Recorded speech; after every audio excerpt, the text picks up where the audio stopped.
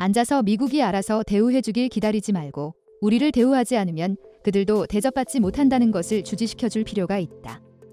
작금의 혼돈의 세계 정세 앞에서는 적극적으로 자신의 위치를 스스로 챙겨야 할 때이다. 미국 믿으면 안 됩니다. 어느 국가도 믿어선 안 됩니다. 끊임없이 되돌아보고 발전시키고 투자해야 합니다. 현재 미국이 크게 당황하고 있는 모습이 중국과 일본을 통해 전개되고 있습니다. 특히 최근 러시아 사태 가운데 중국은 상상하기 힘든 행동을 보이며 도마 위에 올랐습니다. 그런데 미 매체에 따르면 동북아에서 한국 때문에 이번에 큰 도움을 받으며 상황을 헤쳐가고 있는데 결국 일본도 그렇고 중국이 모든 상황을 완전히 망쳐놓았다는 의견이 나오고 있는 것이며 심지어 유럽조차도 이런 상황을 묵인해서 미국 입장에선 믿을 만한 국가가 없다는 의견이 나오고 있습니다.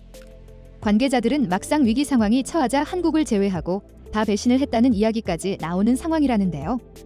중국, 일본은 왜 그러는 것이며 반대로 한국에는 어떠한 면을 보고 그런 말이 나오는지 의문인데 우선 현재 러시아 사태로 인해서 가장 미국의 뒤통수를 친 국가 중 하나는 일본입니다. 현재 러시아의 가스 개발 프로젝트 사할린 1, 2가 돌아가고 있는데 서방들은 모두 철수하고 있습니다. 사할린 1의 경우 미국 석유 대기업인 엑슨모빌이 약 22조 원가량의 지분을 가지고 참여 중인데 러시아 당국에 철수하겠다고 밝히며 지분을 돌려달라고 강력하게 항의하고 있습니다. 러시아 측은 지분을 몰수하거나 아직은 사할린 1 프로젝트를 변경시킨다고 밝히지 않았기 때문에 미 엑슨모빌은 소송을 통해서라도 받아내겠다며 으름장을 내는 등 러시아와 다툼 중입니다. 또한 사할린 2에서는 영국의 BP, L이 철수하며 지분을 중국에 넘기는 방안을 협상 중에 있습니다. 이렇듯 러시아를 제재하는 서방 기업들은 모두 떠나는 국면이며 이는 장기적으로 봤을 때 러시아 경제에 매우 치명타가 될 것으로 보이고 바로 이것을 미국이 노린 것입니다. 그런데 여기서 최근 일본은 사할린 2 프로젝트에서 일본 기업 2군데를 철수시키지 않았고 오히려 계약을 갱신했으며 러시아는 이를 금주에 전격 승인하는 모습이 등장해버렸습니다. 러시아 힘을 빼버리자는 미국의 의도가 퇴색되는 행동을 일본에서 저지른 것인데요. 안 그래도 미국은 퀴드의 인도가 이번 러시아가 연해주에서 개최하는 군사훈련에 참여한다고 해서 매우 우려되는 상황인데 일본은 러시아 제재를 역행하는 행동을 보이고 있는 것입니다. 인도는 러시아와 우방관계를 절대 끊을 생각이 없기 때문에 관계자들은 에너지 위기가 닥치자 민주진영 명분으로 뭉쳤던 퀴드가 붕괴되기 시작했고 이는 중국이 팽창할 빌미를 준다고 지적합니다. 미국은 최근 중국을 그야말로 모든 수단을 동원해 제재하는 행보를 보이고 있는 모습인데요. 금주 미국에서 대중국 반도체 수출 금지 발표를 했고 그래픽카드 제조사 엔비디아 주가가 급락했습니다. 미 상무부 지나 레이먼드 장관은 중국에 군사적으로 전용할 가능성이 큰 반도체 수출을 금지했으며 인공지능을 비롯해 다양 분야에 활용되는 엔비디아 반도체가 수출이 제한된다는 전망이 나온 것이죠. 최근 수년간 중국의 채굴 시장을 비롯해 각종 중국 IT 대기업에 엄청난 판매량을 보였던 엔비디아가 만약 중국의 수출이 전면 금지된다면 중국으로선 첨단 기술을 획득하는 데 큰 어려움이 생길 것입니다. 또한 펠로시 하원 뒤에 미국 의원이 5번째로 대만에 방문한 자리에서 자이잉원 총통은 TSMC를 통해서 미국과 대만의 반도체 동맹을 강화하자는 메시지도 주고받았습니다. 이에 대해 자오리젠 중국 외교부 대변인은 대만은 중국 영토의 일부이며 중국은 단 하나라며 미국은 대만에 가서 어떠한 공식 교류도 하지 말라며 반도체 동맹 및 각종 사안에 대해 반대했습니다. 그런데 일각에서는 미국이 머리끝까지 화가 나 있는 상태인데 그에 대한 이유가 드러났다고 하는데요. 미중 무역 전쟁은 이미 트럼프 정권부터 이어져 왔고 벌써 5년 가까이 진행된 사안이라 다를 것도 없습니다. 중국 반도체를 싹을 자르자는 것도 하루 이틀 이야기가 아닌데도 미국이 뭔가 크게 뿔이 났다는 것인데요. 이는 바로 중국과 러시아의 커넥션이 너무 노골적으로 돌아가고 있다는 것입니다.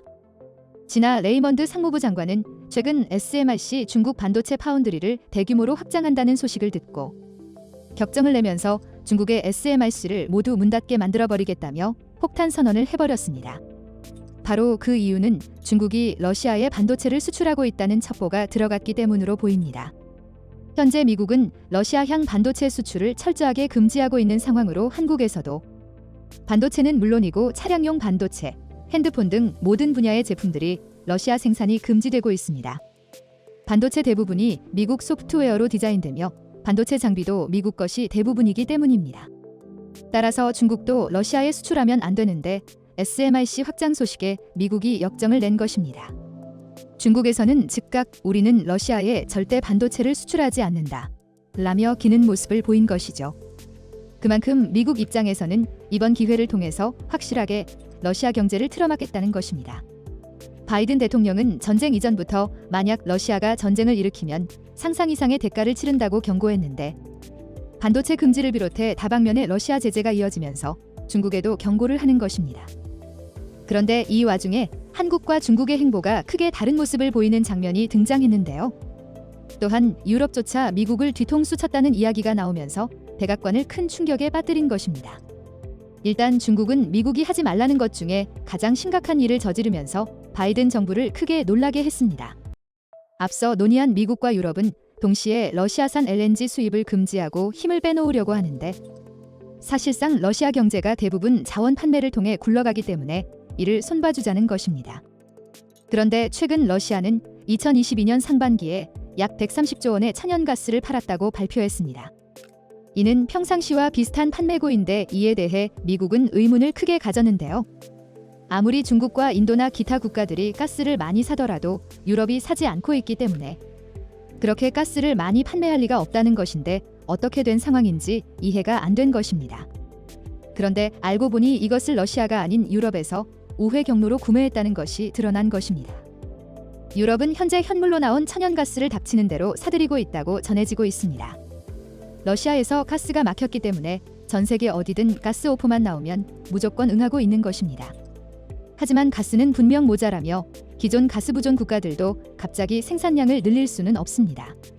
그런데 여기서 미 국무부는 바로 중국이 러시아 가스를 유럽에 되팔고 있다는 정보를 입수한 것으로 보입니다.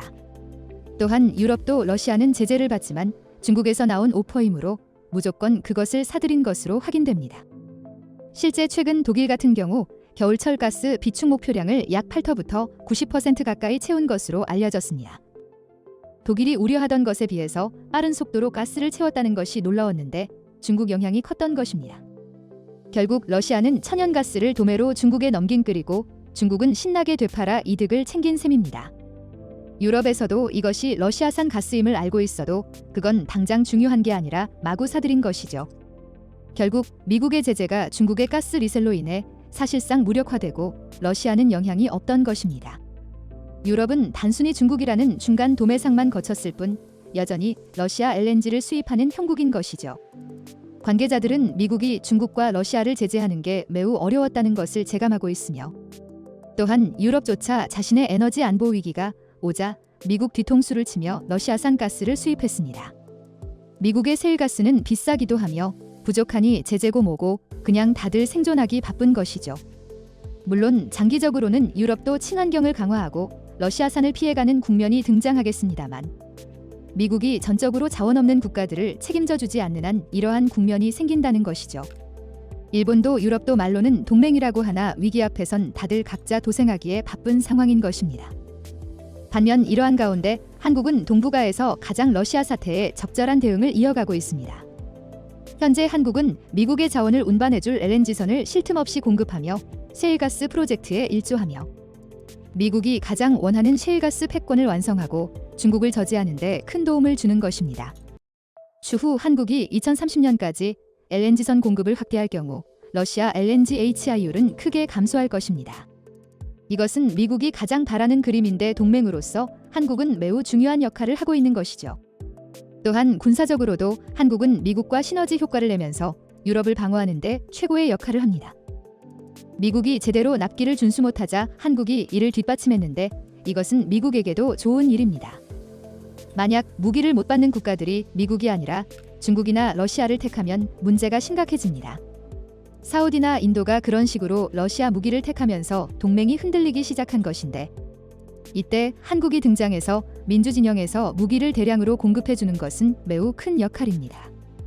미국도 오커스, 퀴드, G7, EU 등 서방사회 중심을 도모하고 있습니다만 정작 가장 중요한 역할은 한국이 죄다 맡고 있는 것이니 현 시점에 동북아에서 미국이 가장 중요한 국가로 여길 만한 것입니다.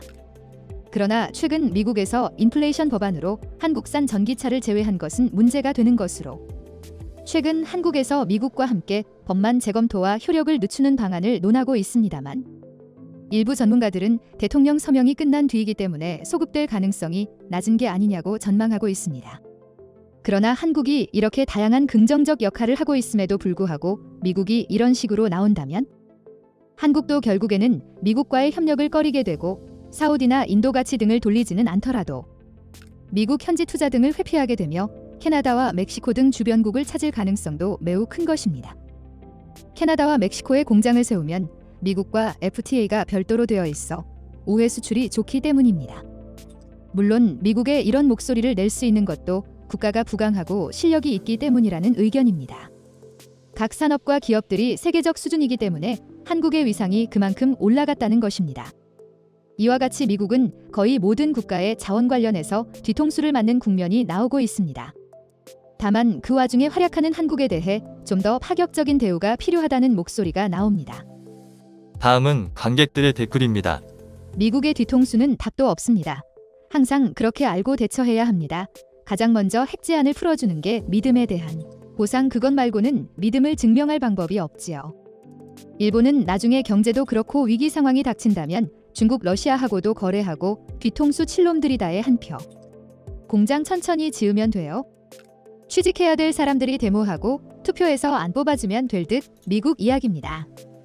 우리 뒤통수 친 미국이 그거 가지고 이제 와서 화가 나고 어쩌고 정작 동맹으로서 말을 가장 잘 들어줬는데 우리를 뒤통수 쳐. 그에 합당한 대우를 안 해준다면 미국도 똑같이 대우받게 된다는 걸 알아야 한다. 뒤통수는 너의 전유물이 아니다. 상호 신뢰와 이익을 가져갈 때 유지되는 게 동맹이다. 동맹국이라면서 약속을 어기는 미국이 동맹국인가 우리나라 우습게 보는 거지 부디 우리나라도 존심 좀 지켰으면 좋겠다. 미국은 실수하는 것입니다. 중국과 소련이 다시 협력하여 같이 살아나면 미국은 상당히 어려운 상황에 처할 것이며 혈맹, 동맹하면서 뒤통수 치는 행동에 어느 나라가 미국을 믿으며 누구든 뒤로 미국을 머리할 것입니다. 지극히 간단한 논리도 못 보고 순간이익에 눈이 먼다 미래가 보이는 짓입니다. 제발 진실을 보는 미국이 되었으면 감사하겠습니다. 미국이 다른 나라들에게 큰 소리 칠 입장이 못 되지. 어차피 지네도 심심하면 지네 이익을 위해서 동맹 뒤통수 치는 게 하루 이틀도 아닌데 다른 나라들이 다른 것도 아니고 겨울에 살아남기 위해서 가스를 구하려고 혈안이 돼 있는 것을 어떻게 뭐라고 할 수 있을까? 우리나라만 해도 그렇잖아. 지네가 애걸복걸해서 공장도 지어주고 그랬는데 그러자마자 뒤통수 치는 것 좀 봐. 미국이 감히 유럽이나 니뽕한테 큰 소리 칠 입장이 못 되지.